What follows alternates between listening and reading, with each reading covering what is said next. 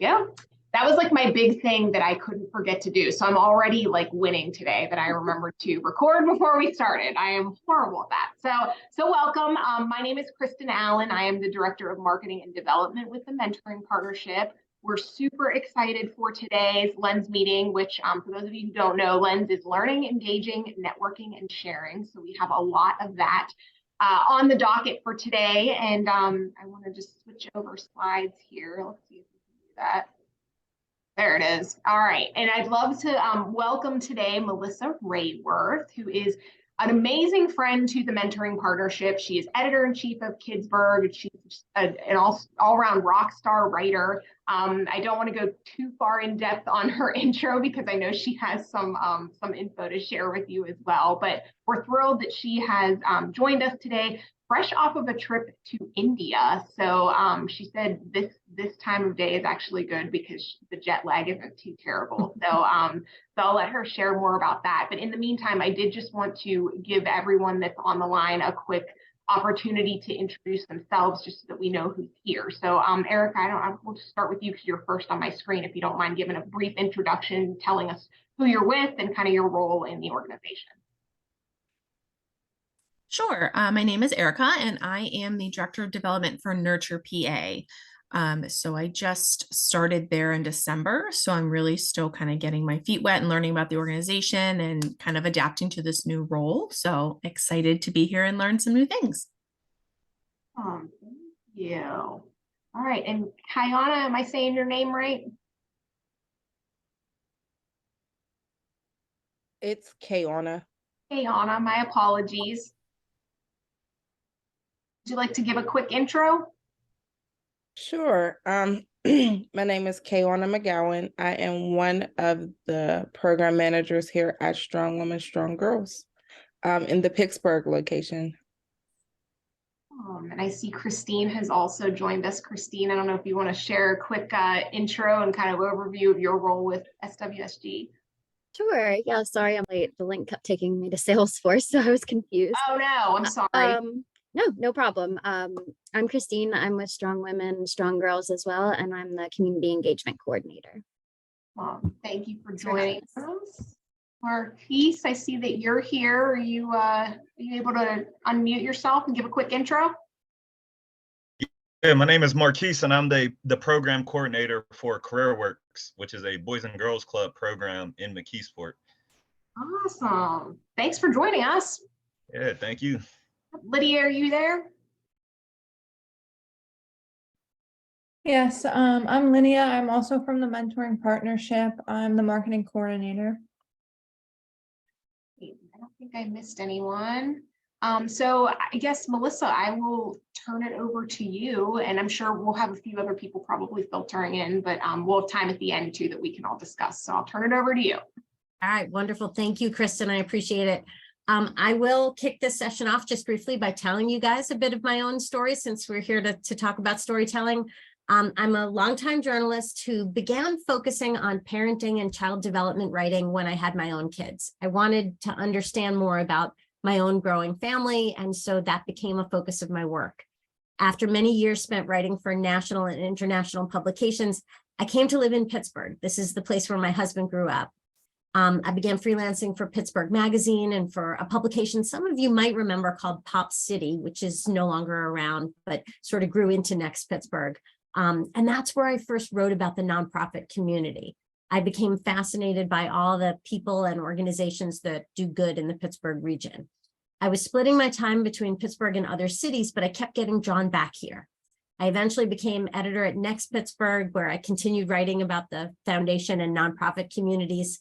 And about 18 months ago, I became editor at Kidsburgh, which brought together my interest in parenting and child development writing with my interest in the nonprofits and foundations that make Pittsburgh a better place. So that's my story. And I can confess to all of you that even after years of telling it, I still don't find it easy to talk about myself. And I bet many of you, whether it's talking about yourselves or talking about your programs, you may have the same sense. It can feel a little bit awkward, even if you do it regularly, to say, here's who I am and here's what I've been accomplishing. Or it even can feel awkward just to say, here's information about this awesome project I work on or this wonderful organization where I work. even though you know that that story needs to be told. So I don't know if any of you, you share that feeling, but I think a lot of us know that our culture kind of teaches us that we're just supposed to be modest and we shouldn't announce our accomplishments or our expertise too loudly. Especially, I would think, in the world of nonprofits and service organizations, the focus rightly is on those that you're serving. So often the remarkable people like you guys who are doing this work feel like talking about themselves or their work is kind of unnecessary or even inappropriate. I was so glad that Kristen asked me to speak about this, because I really strongly believe that you're doing a service to others by owning and sharing your own accomplishments and your own story. Some of you, I don't know, may do quite a bit of storytelling in your work, but many of you, I'm guessing, are so busy doing the work that you do that you have not really probably had much time to think about telling the story of your work and telling the story of those you serve. So I hope I can help a little bit with that today. Whether you're comfortable with storytelling or you rarely do it, I really encourage you guys to embrace it. So I'm going to just sort of launch into some of the ideas that I have. Please do stop me if you have questions along the way. And I know we're going to kind of focus on questions at the end. Your storytelling efforts can really help local media amplify your message. And when you think about local media, it's not just the print media. You can also keep in mind how you might help local TV stations or local radio stations cover the work that you're doing. I also think telling your story, whether it's through media coverage or through your own website or your social feeds, it's really a way of helping potential supporters of your organizations better understand your work and better understand how they can play a meaningful role in helping you do it. So my first idea to offer you today is simply that owning and telling your story doesn't have to be time consuming or difficult, and it's a really valuable thing. The second idea that I want to share is that you may already be doing an even better job at this than you might think. I always recommend that people begin by stepping back and just looking at their current communication as though they were a total outsider. And one of the best places you could start that assessment is looking at your current website. It's funny, there's such a range in how clearly websites really let total strangers know what an organization really does and how they could get involved. Some do that job really clearly, and others you sort of arrive and there's enough kind of jargon from within an industry or something like that that you're not 100% sure how you could engage or how you might write about what these folks are doing. So I always suggest that people kind of step back and take a look at their website as though they had nothing to do with the industry they're in, and kind of ask yourself, does the homepage really clearly tell a visitor what exactly the organization does, even if they have no advanced knowledge about it? Are there terms that maybe somebody might not be familiar with, and there could be a way to make this clearer? Also, is your About Us page or Our Story kind of page really easy to find? Sometimes those are kind of nested deep down enough in a website that it can take a little effort to figure out what some organization is all about. And that can make a real difference if there's local media folks who are on deadline and looking for someone to use as a source. The easier you can make it for them to figure out what you do and how you do it, the more likely they are to reach out to you and say, hey, can you comment for this story? So I don't know if any of you right now are considering whether the communication you already have out there is working for you, but it can be really neat even to sit down with other folks from your programming or from either those you serve or those you work with, and take a look at that website, take a look at the social media and say, does it quickly and easily tell our story? I think sometimes that can be sort of an eye-opening experience. And it's, as I said, it's especially kind of useful, I think, sometimes to ask folks who are outside your sector, family or friends, to take a look and tell you if this is communicating clearly enough for their purposes. And if you find that your website isn't serving that storytelling purpose, making some changes usually isn't that complicated. It might involve just editing some of the language on the site, or another solution can be adding a 15 or 30-second video that just sort of captures what you most want people to know when they arrive at your website. I don't know if any of you have have a video on your site that, you know, rather than someone having to read a whole paragraph about what you do, there's just, you know, a 15 or a 30-second video that just says, hey, here's who we are. If that's something that you were looking to add, it doesn't have to be a big elaborate production. It can be just a matter of, you know, going to some nice, maybe outdoor setting to get some nice daylight and shooting just a few sentences of someone from your organization talking about what you do. Embedding a video like that on a website is usually very easy to do. Doesn't involve a whole lot of, you know, rebuilding of your site. And it can really help capture your story in a more personal way. I think it's interesting that often folks speak in a way that more personally tells a story when they're speaking off the cuff, as opposed to the way they may write something out like on a website. So adding that video may make a big difference. Once you've looked at whether or not the communication you have out there already is kind of doing that job, that's a moment to make those changes, but then we can move on to next steps. Hold on just one second. Once you've done that, so this is interesting. I think looking at the process of managing that storytelling at your website, that can help you step back and ask the larger question. What story needs to be told about the work that you're doing? Your first instinct may be to talk about the kind of granular day-to-day work that you're doing, but it can be really valuable to step back and ask, what is this work really about? What is being accomplished, and how is the community being impacted? What do you really want people to know about the work of your organization or of a particular program? And that's a great subject to talk about with the group of your staffers or volunteers, or with the folks that you serve. Because once you know that larger story that you want to tell, you can start exploring, how might this story be told? Is it possible to gather personal anecdotes from some of the folks you serve, or is it better or easier to gather them from those who are doing the work out of respect for the privacy of those you serve? So that's something I'd love to talk to you about today.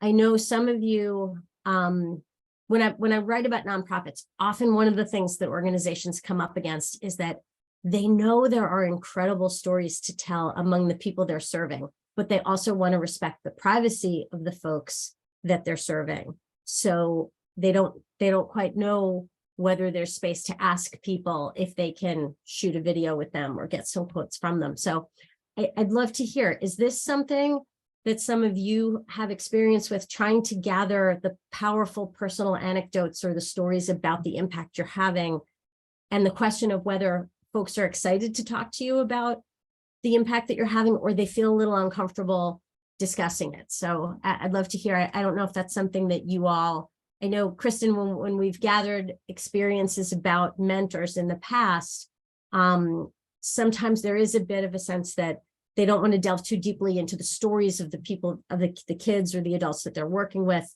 but they also know that there's powerful storytelling there. So they'd like to capture it. Yeah, I mean, I'll start us off and just say that this is something the mentoring partnership struggles with a lot.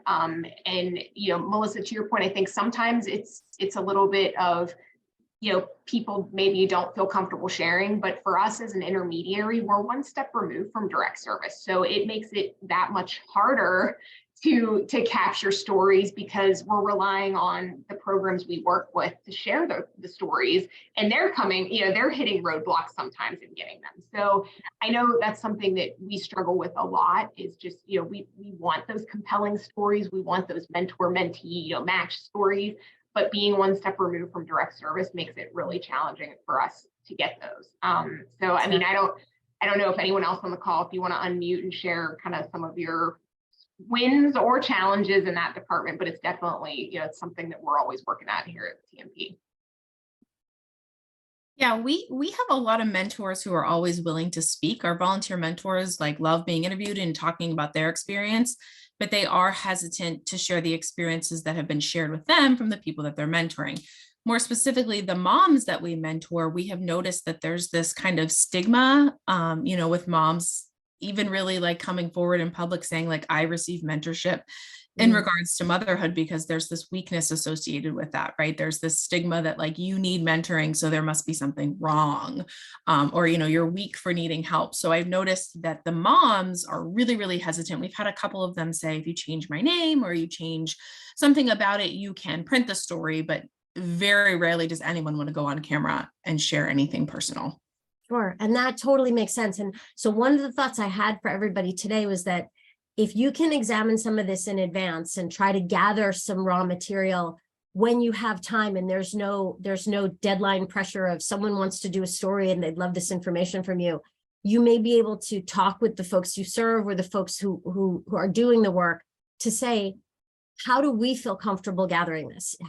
How much would, if there's a mom who would love to kind of tell her story, but it's definitely important to her to not have her name used or not have too many specifics used, you could always let her know, we'd love to find a way to tell your story, but we want to work with you to make sure you're comfortable, and gather that in a way that, you can take a look at what we've come up with and you feel comfortable, so that then later, if there is a media person or someone in the community who wants to amplify this information, that person will have already vetted it and said, okay, I'm good with this. Because it's interesting, since media people are often, media outlets are very understaffed and often people are on deadline. If an organization has already gathered some stuff that they're comfortable sharing and they've already gotten the okay of the people involved to share it, it can really be wonderful, because that way they can provide all that really quickly to a media person with everything already vetted and okay. And yet that media person gets all of that quickly and kind of can jump on that and add that to a story they're doing. So I think it's funny because this, in some ways, it's an uncomfortable thing. You on an average day, you're probably not thinking about asking the folks you serve to share those stories. But if it is something you do in advance of the opportunity to have media coverage, then you can have it and kind of already have it figured out. I've been working in recent months with the Grable Foundation to profile some of the schools that are part of an organization called the Learning 2025 Alliance. And we've run into the same thing. I've talked to a lot of teachers who said, I have an incredible story about a student and it really captures what our school is doing, but I want to respect that student's privacy and their family's privacy. So since we had no quick deadline on this, we were able to really take our time, and I could interview the teacher, but then say, okay, what can we do? Do we want to just avoid mentioning the gender of the child, or do we want to, which details should we take out to really respect their privacy? So I think the more you can do that in advance and have those things and do it slowly so that you've done it respectfully and done it the right way, then you'll have that available. And what's interesting is I think doing that work and gathering all that information may help you say to yourself, wow, there's a story here. We're helping people in a particular way, or we're helping a particular group of people. And that may lead you to what you might want to pitch to some local media folks. Melissa, I want to step into while we're on that subject. So, to your point about collecting these stories when you have like quote unquote downtime, or when it's not like a pressing deadline, you're also creating a toolbox that is so useful for other purposes. We talked about website content. I mean, those stories could live on your website. They could be part of your fund development materials, right? I mean, we're all in a position where fundraising is important for our organizations. And I've been in that spot where, it's year end is approaching. We're trying to come up with an annual appeal and we need a compelling story. So, I mean, there are so many applications to those stories and narratives that you collect and build carefully. And to Melissa's point, I think it's all about making sure that, that we're being respectful of the people that we're asking to share their story and that they feel comfortable, because then it's just a win-win for everyone. So I think that's so smart. Yeah. And I think, as you said, you guys don't have much downtime. Like downtime kind of doesn't exist. All of you work so hard, and generally there isn't some massive staff so that you can just assign someone to do this. So if it becomes a little more of a kind of sort of informal thing that you're doing, everyone has a phone in their pocket. If when you have a great idea about something one of your staffers has just said, or a volunteer has just said about why they love what they do, or what's been impactful, to just even audio record that. One thing I was going to mention to all of you, I keep on my phone an app called Otter AI, OTTER AI. It's just an audio recording file, but it makes a transcript that's generally pretty good. You often have to, the transcript isn't perfect, so you may have to edit it a bit, but if an idea comes to you, or if a staffer says something about a win that has taken place, or about a challenge that they're dealing with, it can be great to just turn on that audio recorder and just record the two of you talking about it. Because the other thing is, I find that when you ask people to write about their experiences or to give you quotes for something, people often feel obligated, I think, to sort of write with a capital W, or sort of speak in a very sort of formal way. I always prefer doing a phone interview or a Zoom interview to having people email me quotes, because out of habit, I think when people write, they write in complete sentences and they don't use contractions, and it ends up not sounding like the way humans speak. And I think if an interesting thing is happening and you just turn on a voice recorder on your phone and you say to your team, let's just talk about this. Then when you look back at that transcript, you may be like, okay, this is the piece I would love to pull out. And again, we do want to make sure that there are no details in here that we don't want to share, but you'll have captured that natural speaking and storytelling about what you're doing. And then you can decide how to work with that. And if it is something you just quickly pull your phone out and do, it doesn't have to be added work. You know, it's not like you had to schedule time to get this done. I love that. I think it's easier too. Like, I feel like, so there's the organizational speak, which is, okay, I'm typing out a quote, or this is like copy that I'm using. And then there's storytelling, which I think is that little more casual, like the passion comes out when you're talking to someone, and there's a time and place for both, right? Like they both work in collective efforts. But I find myself, and I hadn't really thought about it till you said that, but when you're talking with someone, people are a little more at ease maybe, and the passion comes out about the work, and you would, as a media person, I'm assuming you would probably get, things that feel a little bit more genuine than just like, okay, send me a quote, and then it's just kind of the canned language that we might use all the time. Yeah, absolutely. And the great thing is, if you do record something like that on a voice recorder, just in your office or when you're working with folks, that can always be edited down later. I mean, if there are a bunch of sort of ums and pauses and diversions in there, you can still edit that down, but you kind of have that natural voice. And I think that is really valuable.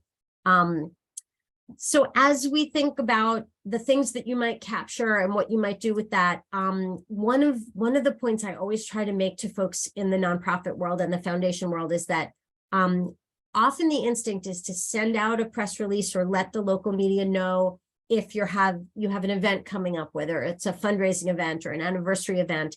And those things, of course, are important, but often what I get are very long and detailed press releases with all the details about an event and who's going to speak and when exactly it happens and all these things. And that stuff's important.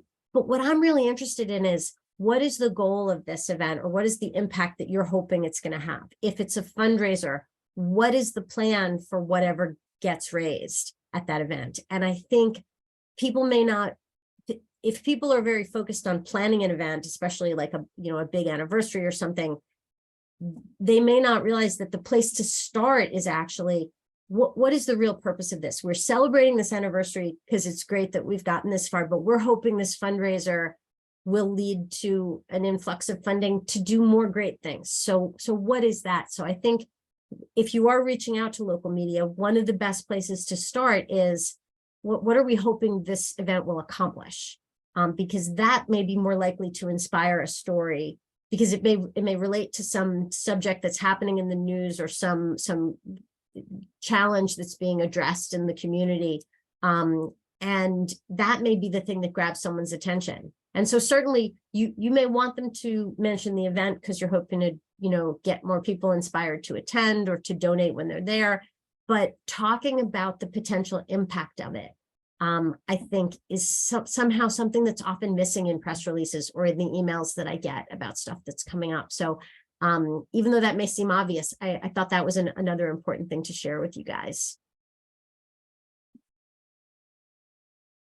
So let me just jump to, so the next slide I think that you have, Kristen, another mindset sort of shift that I know may seem obvious, but I always try to bring it up, is that organizations often are looking to have the local media just do a story about them, either about their upcoming event or about a program that they have. And that's certainly a worthy goal. But one thing people don't often think of is that they actually would make a wonderful source in a story about something that's going on. So it may not be, and it's funny, Kristen, you so well understand this, because when we were a year or so ago talking about mentoring related stories for Kidsburgh, instead of you suggesting that we do a story all about the mentoring partnership, you and I dreamed up the idea of just doing a sort of what's a day in the life of a mentor. And we included folks from 3 different programs, and they were folks in different age ranges, different backgrounds. And that was a really fascinating story, because you guys were just sort of the experts who pointed us towards these folks to talk to.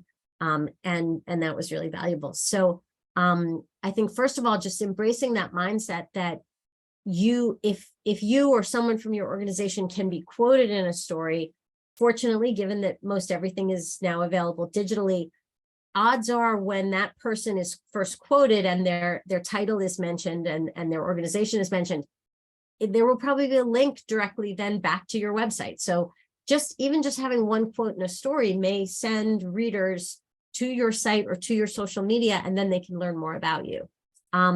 So if this is something that you'd like to be able to do, or to have someone from your organization do, there's a couple different things to keep in mind. First, I think just starting to look around and notice which are the local outlets that cover subjects related to what you're working on, and who are there particular journalists at those places that focus on those things? Is there a particular Trib Live writer or someone at Public Source who focuses on a subject related to the work that you guys do? Because that may just be someone that you want to email and just say, hey, just so you know, we're out here and we're always available if you need someone to quote. We see the coverage you do, and if you ever need our voice, we're here. You may not get a response back right away. I have no doubt that all of you get like 1 million emails per day. I checked this morning, and I had cleared my email at 9 p.m. last night. And this morning I logged in at 6 a.m. and I counted. I had 116 emails. I think one of the problems with having been in journalism a long time is that you end up on like the email mailing list of publicists about things you don't even write about anymore. I mean, I spent many years writing a home design column for the Associated Press, and I spent many years overseas, based in Thailand, writing for international publications. I still get emails every day from publicists related to things like that I don't even write about anymore. So if you send a note to a journalist and you're just saying, hey, just so you know, we're out here, obviously the polite thing is that hopefully you'll get a response right away. But even if you don't, that person may have saved that email, and they may say to themselves, all right, now I know that I can reach out to this person if this is a subject I'm covering. So I think sending those notes, especially, there may be a really small kind of niche publication that you even reach out to. And Melissa, to that point too, isn't it like, so sending the emails, and I know there's a fine line between informing and annoying, right? Like you don't want to send an email every single day, but I look at that as little steps to cultivating a relationship, right? Like to the point where maybe the editor doesn't have a use for it right now, but they're saving it, they're seeing your name, they know that if they have something in future, they can go to you, and vice versa. Like, you build a relationship up enough that, I feel comfortable emailing you just to run an idea past you. Yeah. And maybe it doesn't always work, and that's okay, but you're building that relationship. Yeah, I think absolutely. And if your name is familiar, then when it pops up in their inbox the next time, they may be thinking, oh, wait, even if they can't remember right away which organization it is, they're like, wait, that's an actual person that I kind of know. This isn't just a newsletter or something that I'm getting that I just want to delete quickly. So I think finding those storytellers who are out there in the media community is really valuable. I also think on the flip side, look around inside your organization. Who's a good storyteller? There may be someone in your organization who is just good at talking about what you all do.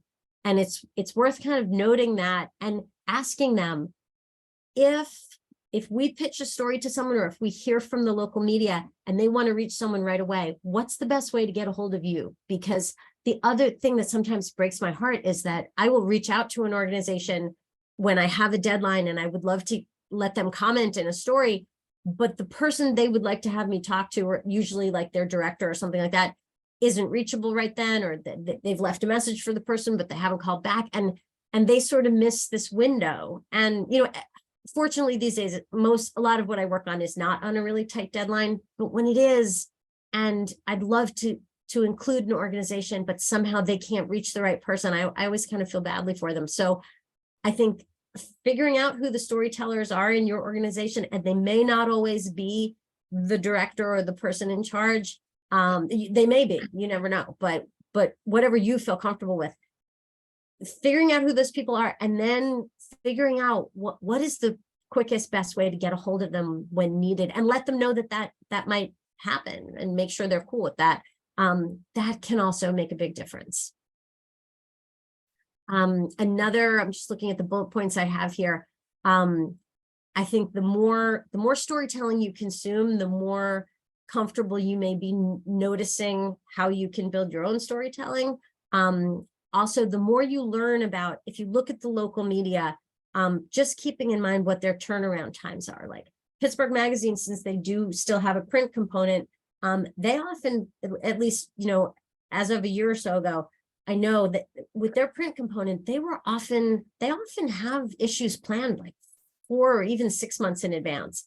So something in print, or something like, I don't know if this would apply to any of you, but like Table Magazine or some of the other print magazines, they plan many months in advance. So you might want to reach out about something long before you would actually want to have that story done.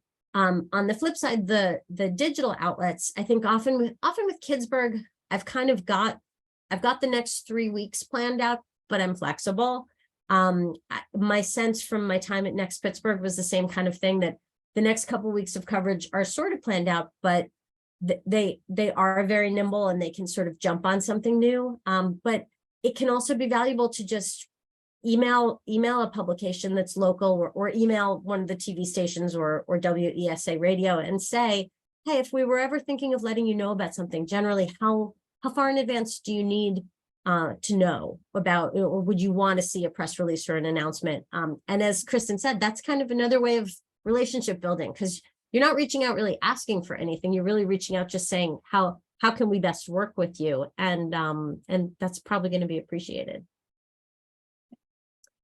Last thought in terms of this, using your own social channels or your newsletter or blog to really practice your storytelling skills. I think people often think that, you know, storytelling or even writing has to be some big long narrative, but as we all know, because we're consuming media on our phones and we're often in a hurry, just some quick piece that's like 3 things we're thinking about this week, or, you know, five ways that we're seeing change happen in our community or something. You can write in bullet points. You can, I think it actually may be on the next slide, but there's often a phrase that people in journalism use that's chunky text, like the idea that your bullet points aren't just a list, but those chunks are kind of just a couple sentences. Like you don't need to feel obligated that your storytelling has to be sort of some big epic narrative.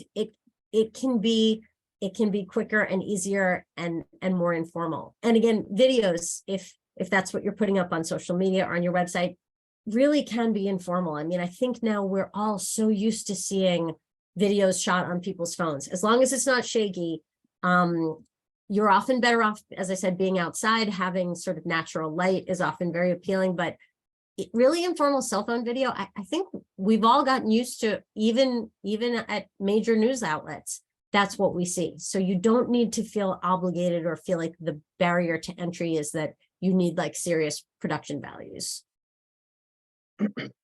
I have one thought before I lose it and we go on to the next slide. But Melissa, you were talking about, you know, finding maybe we all have that one person or 2 people in our organizations who are really good at telling the story, and it just kind of naturally, you know, that's something that they're really good at.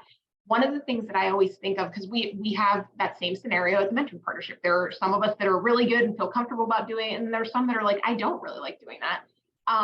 One thing I always think about is, how can I help people who don't feel comfortable? Like, how can I equip them and make them feel more comfortable? You know, we have that idea of, you who are our ambassadors? Who are we, equipping to help us tell our story? So when we think about storytelling and messaging, that's always something that's really on my mind is, how can I bring our board members in and make them feel more comfortable? And oftentimes it really is just coming up with some of those quick bullet points that I'm constantly sharing with them so that they feel comfortable, A, sharing a story, but B, comfortable that they know that what they're saying is accurate, right? Like sometimes that's one of the biggest things I hear is like, I'm not sure I'm like explaining that right. It's like, no, you got this, you know what this is. So thinking about how we can, make more people feel comfortable in that role as an ambassador for our organizations, I think is a really great way to kind of maximize storytelling efforts.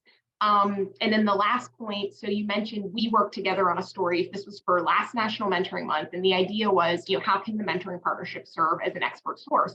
And the reality is people want to hear from mentors and mentees, right? They don't necessarily always want to hear from our organization as much as I might, want them to. So one of the things that we centered on, and Melissa, you touched on this, impact is really important. How can you share that end goal or that end impact? But then the other thing we thought about during that specific scenario was accessibility. One of the biggest things that we hear from people who are interested in signing up to be a mentor is, I don't know what I'm doing. I don't think I have anything to offer. Like, I just don't think I could do this. So sharing stories of, Pittsburghers coming from all walks of life who are like, no, I'm doing this. Like, I'm in it and I'm doing this. It made it a lot more accessible for others who were like, okay, like if they can do it, like I can do it too. So those were just a couple considerations I wanted to share while we were on this slide. Oh, I'm glad. And that goes back to sort of what we talked about earlier about kind of what is the story really about? What are we really trying to say? Even if your habit would be to say, well, what's the granular work we do each day? And we want to tell people about that. As you said, Kristen, that story I think was so powerful because what we were really saying is, so what's this really like? And so if one of the puzzles that the mentoring partnership and some of your organizations who are on this call, one of the puzzles you deal with is how do we get people to get involved? You do take that step back and you say, well, what stops them? What's the challenge? And in this case, the challenge may be people thinking like, do I really have enough to offer? Am I the right person? So it was a wonderful thing that we were able to just, and what we did was we sent out questions to these 3 people and just asked them to almost make like a little journal of like, so what's a day in my life like doing this? And so that vulnerability kind of came through in that because they talked about just, the fact that, they didn't have some special magical skill. They just cared about helping.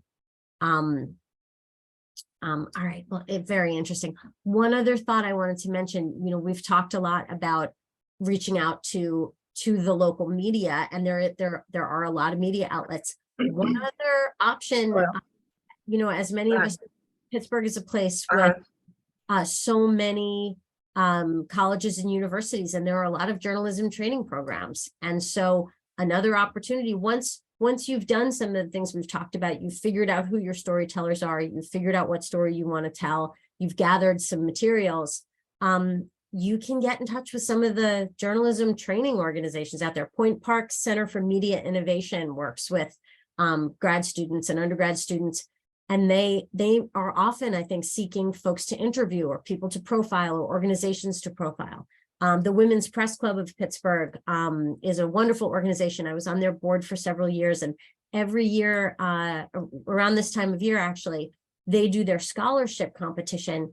And each year they're looking for a person or an organization to bring in to let these students vying for this journalism scholarship interview and do a story about on deadline. And I know it was a challenge every year for the Women's Press Club board to sit around and say, okay, what are we going to ask the students to write about this year? Or who are we going to bring in for them to interview? And so if you reach out to some of these organizations and say, hey, if in the future your journalism students are looking for things to write about or people to profile, we're here. You'll be doing them a big favor, but you'll also be connecting with these students, many of whom may remain in the Pittsburgh area and sort of be the next generation of journalists. So again, like Kristen said, it's kind of a nice way of relationship building. Melissa, I'm looking in the chat here. Gina had said we offer and do podcasting. Gina, I don't know if you want to unmute and just share a little bit about that and maybe just introduce yourself too, because I think you were. Oh, I'd love to hear about that because we haven't really talked about podcasting. Hi, Gina. Nice to meet you. Hi, I'm with the Phase 4 Learning Center. We're in Pittsburgh as well as the mentoring partnership, but we offer like to do storytelling. I use some of the mentors that I have, and I'm the Impacts 3.0 mentors coordinator. But I try and use the podcasting so just have the our youth kind of come out and storytell as well when we pick out like pick out a predominant topic that's either happening in the community, or maybe something that hits home, or maybe, you know, there's so many topics to talk about, but you actually get the kids involved along with the mentors to go ahead and kind of combat each other. And it's nice. That is really interesting. And actually, it's so funny that in some ways that sort of connects to my final slide.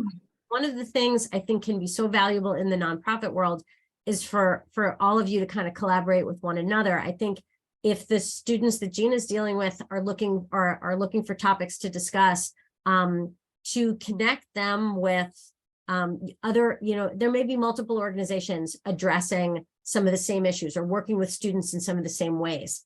And you might be able to gather together a few people from a few different organizations or teens being served by different organizations to talk together about the same issue, but they may each mention the organization that they're involved with. And using the youth as like ambassadors, Yeah, exactly. Podcasting, kind of like we were talking earlier about the sort of informal way people speak as opposed to how they write. I think with teens especially, podcasting is so wonderful, or capturing audio is so wonderful, because they may be a little nervous if you ask them to sit down and write about what's going on in their lives, because they're like, oh, I got, this feels like a paper for school, or my grammar has to be perfect.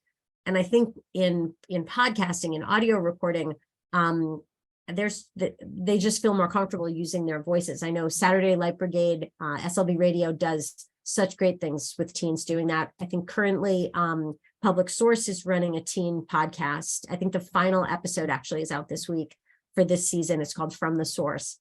I think that is such a great way to capture both the voices of young adults that you all serve and the voices of adults that you're working with. And they're not being videotaped, like their picture's not there. Yeah. There's so many times, like I did a mentoring component with the Machi Pittsburgh. I don't know if anyone's familiar, but the youth ambassadors, they take their cameras off, you know what I mean? But they'll tell their story, of why, or how their parents were incarcerated, and how that's affected the home life and everything else. So, so partnering with other organizations helps out a lot too. Yeah, that's interesting. And Gina, we were talking earlier about that challenge of wanting to capture those personal stories that talk about the impact of the work you all are doing, but also being respectful of those you serve, whether they're teens or adults, in terms of their privacy and the fact that some of these things are difficult to talk about. I would think there are probably, there's something about not having that video on that often does make it easier to speak. And if you're capturing audio for a podcast, you can do that. And then if there's a student who says, well, wait, I kind of want to listen to what I said. I mean, you're going to be editing all this. So if someone says, wait, I kind of got into some personal stuff about my family and now I don't want that included, you can also look at, what you might edit out just to sort of respect their privacy and their space. So I do think I get the sense often in the nonprofit community that many of you know one another, organizations work with one another, or folks used to be at a former organization and that people have a connection. It's a community. And so I think if there's an issue that your organization is tackling and you think to yourself, wow, there's like 4 organizations here in Pittsburgh that are all dealing with the same thing. It might be valuable to reach out to some of them and say, hey, how about we send a joint email to a reporter at Public Source or at the Post-Gazette or the Trib or Next Pittsburgh or somewhere else, and say, we're all tackling this. Here's who we are. Here's who's reachable at each organization, who's very much up for being quoted. We all have maybe we have some photos or some video, and maybe you don't, and that's not a requirement. But I think the more of that you have, the easier it makes life for a reporter on deadline who's like, wow, this is an interesting story, but how do I visually tell it? but to connect with other organizations and then send one email from all of you that says, hey, there's a story here. We're all tackling this subject. Here's the different ways we're tackling it. Here's who you can reach to interview. I think that may be the type of thing that you get a much quicker response on, as opposed to being one organization reaching out. I feel like it helps to build a more dynamic story too, right? I mean, that's one of the coolest things about our job as an intermediary is we get to see mentoring happening in so many different ways to benefit so many different young people and, you know, in families. And, you know, I could send an email to you, Melissa, and say, hey, I want to tell you all about this. But if I pulled in all of those, you know, some of those programs that were actually doing the work in those different spaces, it would be such a better story and an opportunity to really tell it genuinely and authentically. So I think too, that's a big piece of the puzzle. Yeah. I don't remember. I think you might have also helped us when we did that story about the day in the life of 3 mentors. One of them, I believe, was working with the organization Open Field. And that ended up inspiring us to do a story at Kidsburgh about the fact that Open Field and then like 4 other organizations were all using sports or other kinds of physical activity to teach social emotional learning and build social emotional skills among kids. So when I spoke to that mentor who was working with Open Field, I thought it seemed like a cool organization, but you know, in a given week at Kidsburgh, we only have space to do about 8 stories. So I may never have done a story just about them. But when I realized that Girls on the Run was doing a similar kind of thing, and so was someone else, suddenly I sort of saw this trend story in front of me. And I ended up reaching out to these different organizations. But as I said, you know, so many media organizations are understaffed and people don't have a lot of time. And if you're able to just reach out to a few people, you know, and do just a little bit of that legwork where you put together, here's contact information for 4 organizations, all of which want to talk to you, this journalist, about XYZ. I just think the likelihood of someone jumping on that is so much higher. I mean, and I think we're all in this together, right? So, I mean, we're all in the business of championing relationships and strong supports for young people and families and caregivers. And that's how we look at it is, you know what, let's amplify each other's messaging because it's all, you know, it's all helping to make an impact and move the needle. So that collective storytelling and, you know, kind of strength in numbers, I think is very real. I mean, we see it in our work, but I think we can see it in our storytelling too. Yeah. And so the last bullet point on here that I wanted to mention, and this circles back to where we started about, I know it can feel awkward to be like, hey, we're awesome. Or, hey, I'm an expert, listen to me. But say you get in touch with 1 or 2 other organizations serving the same community you are, and then together you guys approach, even if it's just, you know, someone who's got a blog who deals with stuff like this or a newsletter, and just say, hey, could we co-author something? We have something to say. We'd love to just put something together. And this is where, as I said, you know, it doesn't have to be a big dramatic narrative. It can just be sort of some 3 ways that our collective programs are having impact right now. Or we'd like to offer you just a few 20-second videos talking about the work that we're doing. If you're a few organizations approaching someone together, it might be that gets even more attention. So those were just kind of some of the overall things that I had in mind. I would love to hear any questions you guys have either about dealing with the local media, since I've kind of been a part of a bunch of different media outlets here, or just, I don't know, anything else I can help you guys with. So I know we had a couple of new people join since we did introductions, and I don't want to put anyone on the spot, but Dominique and Marilyn, I think you all didn't get a chance to introduce yourselves and share a little bit about your organization. So I don't know if we want to start there just to kind of ease into the Q&A and discussion part.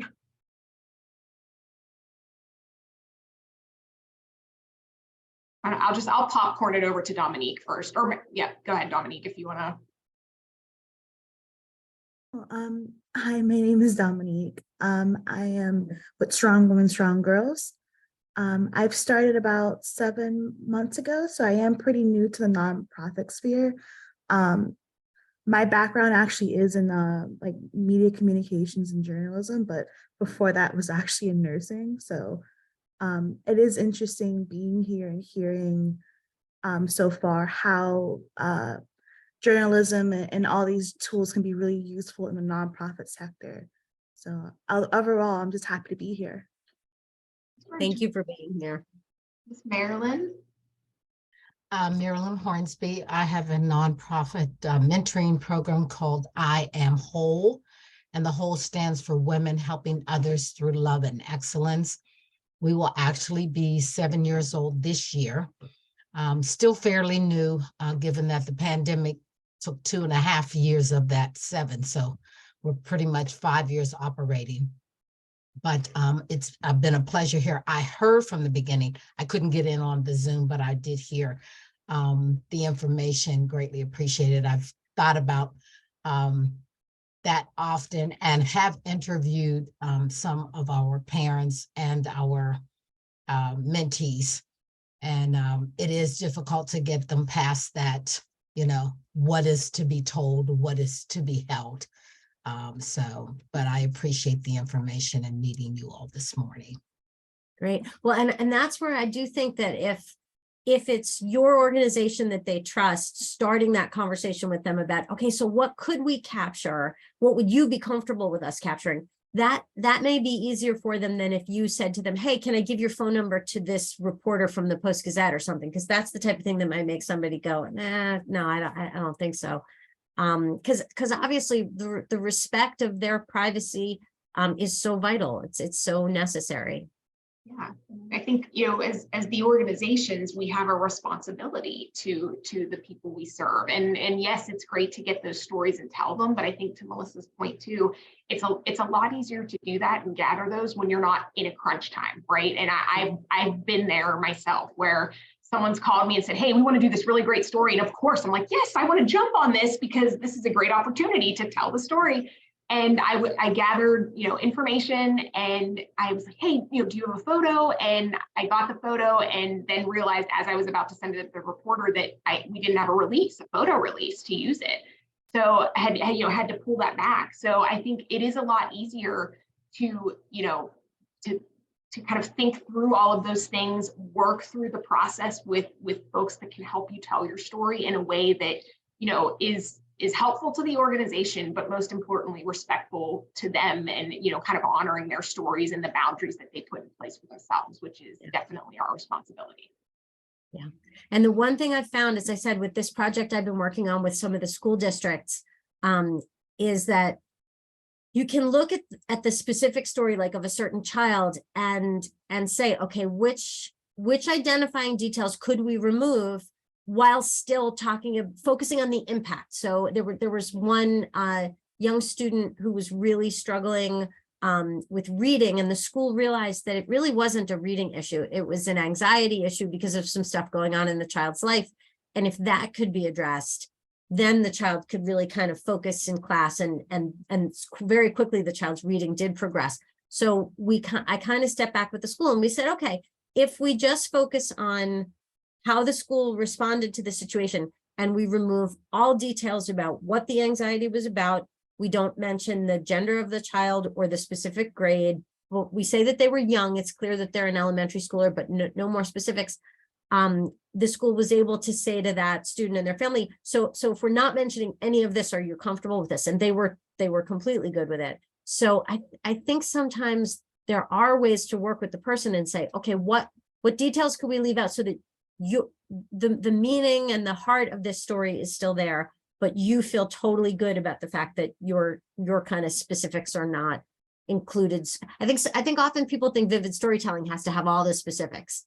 I think sometimes you can figure out which are the specifics you need, like some of the books this child was struggling with, and how do we leave out the other specifics that are too personal to them. So we kind of, you know, we always leave, as part of our lens meetings, we leave the last portion really for, you know, Q&A and discussion. So I wanted to open it up, not just for questions, but, you know, we're all coming at this work from different places, right? I mean, we've got a good representation of programs here. We're all championing strong relationships, and we're doing it in different and cool ways. So, I mean, questions, of course, for Melissa are totally welcome. But thinking about it too, just in terms of discussion and kind of opportunities to learn from one another, does anyone have, you know, a specific challenge or win that they want to share, that they feel comfortable sharing about their storytelling efforts? Something that has worked really, really well for you, or, maybe something that you're like, yeah, I've been running into this roadblock and I'm not quite sure how to get around it. And just kind of, I'm hoping for just some open discussion. So I see, Christine, I see your hand up. Maybe we can kick it off with you. Thank you. Well, thank you. Yeah, this whole time I've just been like, yes, yes, yes, because I started off at Women's Center. We, of course, worried a lot about the protection and safety of and respect of our clients. And coming to Strong Women, it was really exciting for me to not have to worry so much about that stuff and not be dealing with the same level of trauma. But then also really, like you said, Kristen, being just one step removed from that direct service and finding it nearly impossible to gather these things in the timeline that we need them. And we've tried really hard at Strong Women recently to get more ahead of that. But it's taken a lot of planting in the whole team's head that, like, this isn't just on, for instance, in our situation, on the communications person. Like, that person is not in our program, which is our main product. So we need to figure out, how does the rest of the team gather that information and get it to that person without it being some kind of burden or extra, tasks that they have to do. Like, we're trying to really make it an ingrained part of, as you said, like, get into the habit of recording things and submitting photos and things like that, because it benefits all of us. And it's really, I believe, has taken kind of like a whole staff like attitude change toward it. Yeah. And I do think if you can come up with some of those workflow things that make life easier, like, hey, if you have this app on your phone, like I believe it's pretty simple within the one that I use to then just share an audio file with someone else. But I mean, you're right. I think one of the biggest things for all of you is that people are working so hard and you're so busy that this can't be like another thing added on top. There's just no time. So yeah, it's got to be the question of is there a way we can give you some tools or make some workflow so that it doesn't have to be another thing on top of your day? Because otherwise it's just impossible. Yeah, I mean, that's a huge point. I mean, I'm the communications person. Lydia and I, we do communications for the mentoring partnership, but we're not necessarily in all the day-to-day programming all the time, which can be really hard, because it's like, come on, give us stories, like, we want to tell them. And so, Christine, to your point, I think that's a really important thing to consider. We all are part of, relatively small teams, and we've all got like kind of our silo or our lane where we're working in, and it can be really easy to just like keep going and like forging ahead and not maybe necessarily like checking in. So it is about that like workflow process and making sure that everybody has that top of mind. And I think it's just a constant exercise of, of continue, like, hey, how can we refine this process where it's like, anyone that's collecting anything, like, let's all get it together and we can decide what we're doing with it. But it is a definite real struggle, especially for smaller teams. Okay, I see Gina's hand raised. Kayon, I saw that you had your hand raised too, and I didn't want to overlook you. So do you want to go first, and then we'll have Gina next? I just wanted to jump in and really echo what Christine was saying. I'm on the program team with Christine, and I'm kind of like that frontline person. But it does make it, like somewhat difficult to capture like those storytelling, like those pieces, especially when we're so used to just like running. And usually, like, as program team, we don't use those pieces to like, report out. Like, we kind of gather the information and pass it along. But in an instance where like the communication manager need it right now, we have to go back and collect the information and then pass it forward. Like, so it's really just a matter of, like you said, like putting it into practice, of just storing it somewhere, like getting ahead of it, getting the information like beforehand, so that way we don't have to keep, like the back and forth. I say all the time that like the constant back and forth, just trying to collect information, it gets exhausting. And after a while, like, like you don't want to do it, but there's definitely importance to it. I come from child welfare background where I use my personal experience and, to connect with my mentees and things of that nature. So I'm used to doing it on a personal level, but not really on a team level. So just wanted to jump in and echo what Christine was saying. Yeah, I mean, it is hard. And I think as the comms person, I know my team sometimes like, oh, she's emailing them and ask me for something else. But I think too, and it's a constant, like, I don't know that there's any one right answer to like, how can we collect this or how can we stay ahead of it? And like, let's put all of this info somewhere so we have it. But there is, to a point, not only is it important for storytelling, but, we need it for grant reporting, right? Or there are other uses for that where, yes, it's sometimes like, oh, we need another thing, but the reality is, sometimes we do need that. So I know that's something that we're always, I don't want to say we're always struggling with it, but we're always thinking like, okay, how can we make this process easier for everybody where it's not like, oh, there's another email fundraiser, or there's another email from the comms person that's like, we need this now. So that's a real struggle. And probably the answer to how to make it easier is going to be a little different for each organization. I mean, maybe depending on what kinds of tools people tend to use, or like where they spend their day. Even like I'm at a computer all day, but not everybody is. So yeah, but I think if you have that discussion with your team and say, okay, how could we make this easier for everybody? What do we need? What kind of free tools are out there that we could use, or where could this fit into the day that just makes everybody's life easier? It's possible that in a discussion like that, somebody will come up with a solution that works for your particular team. It's Gina, I see you there. Yeah, I was gonna say, like a lot of youth, they don't know how to express themselves or they're too shy. I have like a big whiteboard. The kids will go ahead and they'll just write up little topics and stuff like that. And maybe like someone else might respond to it next to it. Or like even just like little sticky notes, put a sticky note up on a board and someone else could respond to it. And it's anonymous. Because you don't know who wrote it, but that youth can go over to that board and go, someone answered what I was asking, or what I was thoughtful or scared of, or something like on that end. So that's just another idea for the table. That's important. And I think often with young people, we think of digital answers to things, but I love that that's sort of an analog thing, like the physical whiteboard, the physical Post-its, that's all so valuable. I think it probably creates a cool visual, like overall visual too, of just like all the different things that are on young people's minds that, again, they feel a little more comfortable because it's anonymous, just to put up there and kind of get this like almost like word cloud really of like, here are things that are on our young people's minds, and here are some of the responses from their peers, which I think is even cooler. That's another thing that we struggle with always, and that we're always looking to do more of, is elevating youth voice and empowering them to use their voice, right? Like it's hard to be a young person right now and in this day and age, and so we're always looking for opportunities to encourage and empower them to share their stories in a way that feels comfortable for them, and then how can we respectfully elevate that too? And I love that. I think that's a really great way to do that.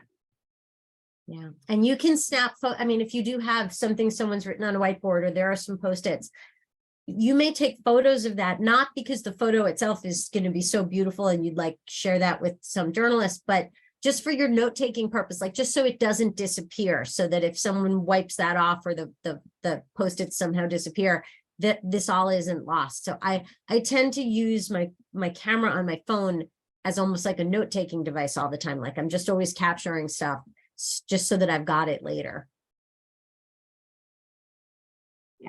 Yeah, I mean, and we haven't talked about COVID and the overall pandemic and the impact that's had on young people, on our programming. I mean, I still look back and think, did that actually happen? Like it was just, there was so much that changed. I mean, so much upheaval in all of our lives, but especially young people. So, I mean, that's just a whole, kind of underlying current that has been piled on top of the work that we were already doing. And sometimes maintaining that consistency, it was tough to begin with. And then, everyone was thrown into the pandemic. So that's just another thing that, that has kind of been, a factor of all of the work. So, questions or thoughts? Any like discussion for the good of the group? I mean, nothing's off limits. I have kind of a like at the risk of sounding ignorant, but I feel like it's something that I struggle with. When I do site visits and things, and I keep in mind what is going to be used by communications or development.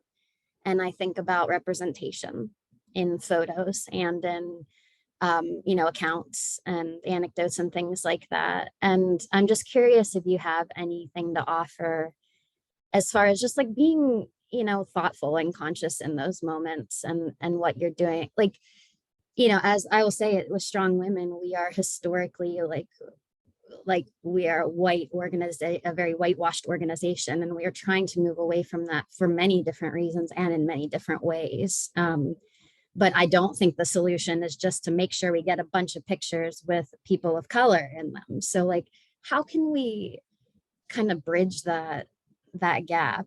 And again, tell our story, tell where we're at and what we're trying to improve on without, doing that whole symbolic change type of thing. Yeah, that is a really good question. I know, it's interesting what you said about like photos. Yeah, I mean, that's only one piece of the puzzle, but one of the struggles I have at Kidsburgh is that if there's a story I want to do and the folks that we're writing about don't have any imagery and I go looking for stock images, I think there's been more and more conversation about this, but the vast majority of stock images that are out there often have white kids in them. And because often these are like, I don't know when these images were even photographed. A lot of them are old. And I just keep looking because I want to make sure that I'm really reflecting the community that we're talking about and the community that we have. But you're right. That's just like one small piece of the puzzle. I guess one of the important things is that's an interesting story about your organization trying to make sure that it's not an organization that's primarily either serving white community members or run by white community members, and to not be afraid to talk about that, I think is important. I mean, I think one of the things a lot of us are realizing is that even if it's going to make white people uncomfortable, it's really important to talk about the importance of this on every level, and the fact that this is an issue across the board. So I think not being afraid to talk about that stuff is really valuable. But I don't know, I guess part of it also is stepping back and making sure that the things you're capturing or the answers you're giving to questions from a journalist really clearly reflect the whole community that you're dealing with, and that you're conscious of that as those conversations are happening. But yeah, that's such an important question. And I think whether it's imagery or whether it's the particular stories that are being told about a certain person, to make sure that representation really does reflect the community and really does reflect what you're grappling with is so important. And I think more and more, journalists are conscious of that, but I know that obviously Pittsburgh is a place where one of my senses that for a very long time, white Pittsburgh didn't think Pittsburgh had any sort of racial problem. And I think it's just, it was fascinating when I was still at Next Pittsburgh, we did just sort of an evening with a bunch of microbreweries, and nearly everyone who came as a brewer happened to be a white person. But we had Dave Bracey as our host for this event. And he was brilliant and hilarious. And at one point, when some of the white brewers were all talking about how Pittsburgh has such community and everyone helps one another, he raised his hand and he was like, have you all thought about the fact that all of you who help one another, you kind of look like one another? And it was like a moment that nobody had planned to have as part of this evening about how do you run a microbrewery, but it was a wonderful discussion and it was so needed. And I think a lot of the people who attended this walked away kind of with their minds open. So I think another part of it is not being reticent about bringing up the question of race or representation in any context, because we're realizing this needs to be addressed in every context. So don't feel like you're being the awkward person if you bring it up when you hadn't specifically been asked about that.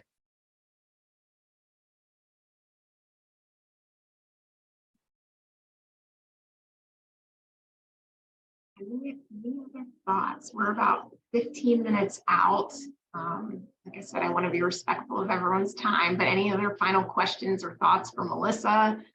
Anything, whether it's regarding Kidsburgh or just messaging in general, storytelling? I mean, she's one of our community's great storytellers. So you are very kind. Yeah, anytime any of you want to let Kidsburgh know about anything, every email that goes to info@kidsburgh.org comes right into my Gmail inbox. I read every single email that comes in, and sometimes it takes me a day when there's like a crazy flood. And as Kristen mentioned earlier, I had been out of town for 3 weeks and someone else was sitting in for me. So I am still digging my way through emails in the past day or two. This is the longest time I ever spent. I was visiting wildlife preserves in India, and I had been told that the email, the internet connection might be sort of iffy. I went like at times like 4 days with no internet, like I couldn't even get in touch with my family, and it was the weirdest experience. So I'm very behind on email, but trying to catch up. Wow. So maybe don't picture something like today, but that's something to think about too. And I know I don't always think that way, you know, as I'm trying to like struggle to get all of the info that we've got for our organization and like, hey, what do we have on the horizon? Like, what are we doing? But thinking more intentionally about, hey, what can I pitch a local outlet? Like, I mean, some organizations are better than that and others where they're like, hey, I want to make sure I have at least one touch point with a media outlet every quarter. Others, you know, it's easy to lose sight of that, I guess is what I'm saying. And it happens to our organization too, where it's like, oh, like that was a really cool thing we did. We probably should have, you know, told somebody or like been a little more intentional about sharing it with the local media, like maybe they would have come. So I think, you know, just that kind of reminder in general is really good. And to Melissa's point, you know, a lot of the media outlets are on different lead times. You know, some are a little more nimble than others. So one thing that I've done that kind of just helps me not lose sight of it is I just put a reminder on my calendar, like just a recurring reminder, like, what do you have cool that's going on right now, Kristen? And that just forces me to at least just take stock of like, okay, what do I have immediately on my plate? What are we looking at a little longer term, maybe a few months out? And is there something I should be doing now to kind of, you know, reach out and plant the seed or pitch the story? So I think that's definitely, you know, kind of along those lines of what can I collect now to make my life easier down the road? I think that reminder has kind of served me well, just to, you know, we're in the business of storytelling, and sometimes it's, you know, it seems counterintuitive, but sometimes you're so like mired in the day-to-day details that you forget, like, oh, maybe I should be emailing somebody about this. So I think that's another really, you know, kind of great opportunity just to keep it on our plates and on our minds. Melissa, quick question. Because, you know, I was trying to open up my emails this morning, but Kidsburgh, did you guys just put something out with like, there's like about 50 different summer camps available? Was that you? Yeah, so every year about the first week of February, we put out our summer camp guide, but we update that all through these months. So if any of you have summer camp offerings that have not yet appeared in that article, send them to me and I will add it. We're now, I think when that story first came out, there were like 44 camps and now it's like 57 or something. I've added more than a dozen since the article was published. So that's another thing, like we update that all the time. And we just want to be as much of a resource as possible to families in this region to let them know what's out there. How do they get involved in things? What do things cost? Are they free? So yeah, please feel free to send anything about something. I'm going to look more into after this meeting, but did you advertise anything for Learn and Earn? I know phase 4 we did. I think like the week that Learn and Earn was opening up the application process, I think we did have a quick story out. And that's another thing, you know, I know Kristen, you had mentioned like, let people know and see if they want to come out and cover something. But often, you know, local media might just do a super quick piece that just, you've sent them the information and it's not like they send a reporter out in person, but they still write something. So I can take a look. But yeah, I think we did do, I think I had it on my calendar to put a story out the week that the Learn and Earn opened up applications for this year. And thank you. Dominique, I saw your hand up. Before we finish that thought. So sometimes too, I've sent things to Kidsburgh that were in that same vein where like, it wasn't like a blown out story, but it was just like sort of like a heads up. And sometimes you'll just share on your social channels, which is a huge reach too, right? So, I mean, maybe it doesn't necessitate that full like blown out story yet. So like maybe it's something we look at down the road, but even just sharing on social, like that's another avenue, and that's another whole, you know, kind of reach that you're able to kind of like tap the Kidsburgh network or other networks too. Yeah, something to think about there. Okay, Dominique, sorry, I saw your hand up. No, that was something that I had just thought about. Echoing the same sentiment from Christine and Kayana, because I'm also in the program aspect at Strong Women, Strong Girls too. One of the things that I'm finding challenging, and I've seen this before, is just keeping attention spans. I hear from, since we do site visits as well, parents I've noticed really just want a quick bit of information. And we do live in a world where TikTok exists and Instagram. So like if it's anything that is over 30 seconds of reading in some cases, or a minute or more, sometimes it's not as digestible. And I've noticed that that's kind of a struggle for being able to get even basic information, just such as like what exactly our program does, even though we have a lot of information out there. How do we like condense it so that way it's easy enough to digest?